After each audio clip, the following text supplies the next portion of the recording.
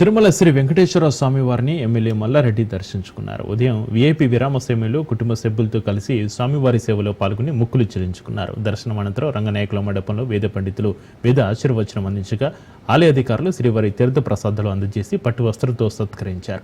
తన పుట్టినరోజు నాడు శ్రీవారిని దర్శించుకోవడం ఆనవాయితీగా వస్తుందని, ఈ ఏడాది ఆ దేవదేవుడిని దర్శించుకోవడం చాలా ఆనందంగా ఉందన్నారు మల్లారెడ్డి. మరోసారి కేసీఆర్ సీఎం కావాలని కోరుకున్నట్లుగా చెప్పారు. ఇవాళ తెలంగాణలో అభివృద్ధి లేదని, ఏపీలో సీఎం చంద్రబాబు నాయుడు, దేశంలో ప్రధాని మోడీ అభివృద్ధి చేస్తున్నారని అన్నారు.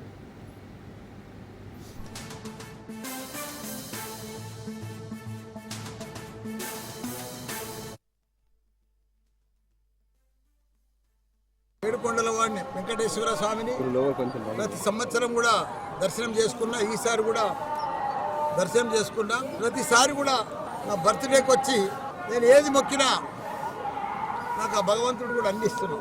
లాస్ట్ టైం బర్త్డే నాడు వచ్చిపోయినా నాకు యూనివర్సిటీలు కావాలని చెప్పిన భగవంతుడు పెద్దగా 3 డీమ్డ్ యూనివర్సిటీలు ఇచ్చి ఎంపీ కావాలనుకున్నా నేను అనుకోలే కూడా, దేవునికి మొక్కలే కూడా, కానీ ఎంపీ చేసిండు భగవంతుడు.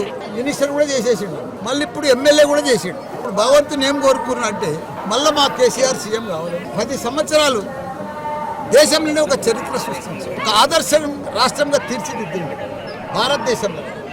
తెలంగాణ అంటే ఒక అన్నపూర్ణ రాష్ట్రంగా తీర్చిదిద్ది. ప్రతి దాంట్లో కూడా 12,769 గ్రామాలు ఉంటాయి తెలంగాణలో. ప్రతి గ్రామానికి డంపింగ్ యార్డు, గ్రేవ్ యార్డు, తాగునీరు, సాగునీరు, 24 గంటల కరెంటు. అసలు అభివృద్ధి కూడా ఎక్కడ లేదు దేశంలో. అట్లా చేసి ఆంధ్రలో అంతా అమ్ముకొని ఇప్పుడు హైదరాబాద్ ఇప్పుడు అంతా రివర్స్ అయిపోయింది. ఇప్పుడు ఆంధ్రలో మన తెలంగాణలో ఇప్పుడు అమ్మితే కూడా అమ్మబోతుంది.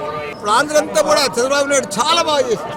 మోడీ కూడా చాలా పెద్ద ఎత్తున డెవలప్మెంట్ చేస్తుంది. ఇక్కడ లక్షల కోట్ల రూపాయలు కూడా ఇక్కడ అభివృద్ధికి ఇస్తుంది.